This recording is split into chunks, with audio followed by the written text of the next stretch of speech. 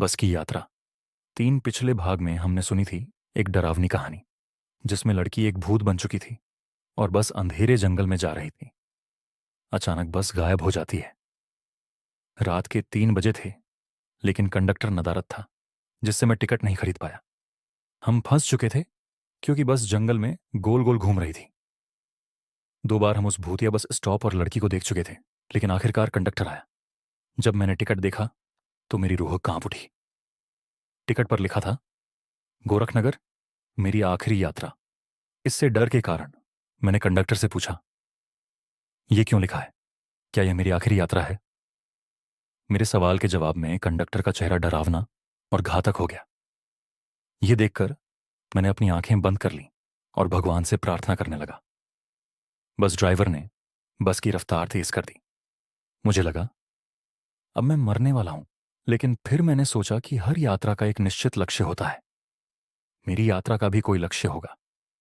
मेरी छोटी सी जिंदगी की गलतियों पर सोचते हुए मैंने आंसू बहाए, और तब कंडक्टर ने मेरे सामने आकर मुझे आंखें खोलने को कहा। मैं धीरे धीरे अपनी आंखें खोलता हूं और कंडक्टर का चेहरा फिर से सामान्य होता है। टिकट भी अब सही दिखाई देती है। मुझे कुछ राहत मिली और मैं गहरी सांस लेता हूं। मैंने देखा कि बस अब जंगल से बाहर निकल आई थी और मुझे अपनी बहन से मिलने का मौका मिलेगा। लेकिन रात के 3:40 हो चुके थे और मुझे ख्याल आया कि मैं अकेला क्यों हूं और बहन के घर तक कैसे पहुंचूंगा। बस स्टॉप से उसका घर ज्यादा दूर नहीं था, तो मैंने ड्राइवर से कुछ दूर तक छोड़ने की गुजारिश की। ड्राइवर ने मंजूरी दी और मैं अपनी सीट पर बैठा रहा, बाहर की डरावनी सवारी को देखते हुए। मुझे लगा कि यह यात्रा मैं कभी नहीं भूलूंगा। लेकिन सभी जानते हैं कि जब कोई कहानी एक भूत से शुरू होती है तो उसका अंत कभी सामान्य नहीं होता। बस रुकते ही मैंने अपनी बहन का घर देखा और मैं तेजी से उसकी ओर दौड़ पड़ा। घर के दरवाजे पर पहुंचकर मैंने घंटी बजाई और चिल्लाया, बहन, बहन। लेकिन कोई मेरी आवाज नहीं सुन रहा था। मैंने फिर से चिल्लाया, कृपया दरवाजा खोलो। तभी एक पड़ोसी सामने आया और पूछा, क्या हुआ? तुम कौन हो?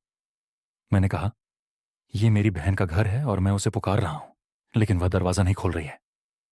पड़ोसी ने कहा, यह घर तो 1 साल से बंद है। मैंने चौंकते हुए कहा, लेकिन मेरी बहन ने मुझे यहां आने का पत्र भेजा था और उसी के द्वारा दिया गया पता है। पड़ोसी ने मेरी बात को नकारते हुए कहा, यह घर 1 साल से बंद है और यहां कोई नहीं आता। यह सुनकर मुझे बहुत बड़ा झटका लगा। क्या हो रहा था? वह आदमी मेरी बात क्यों नहीं समझ रहा था? पड़ोसी मुझे बिना कुछ कहे अपने घर लौट गया और मैं बहुत दुखी महसूस करने लगा। मुझे लगा जैसे मेरी बहन कहीं खो गई हो। मुझे बहुत बुरा लगा और मैं दरवाजे के सामने बैठकर सोने लगा। सोते सोते मैंने देखा कि सड़क पर एक आदमी खड़ा है जो मुझे घूर रहा था। मुझे बहुत डर लगा, लेकिन उसने मुझे आवाज देकर कहा, वेदांत। मेरे पैर इतने कमजोर थे कि मैं खड़ा भी नहीं हो पा रहा था।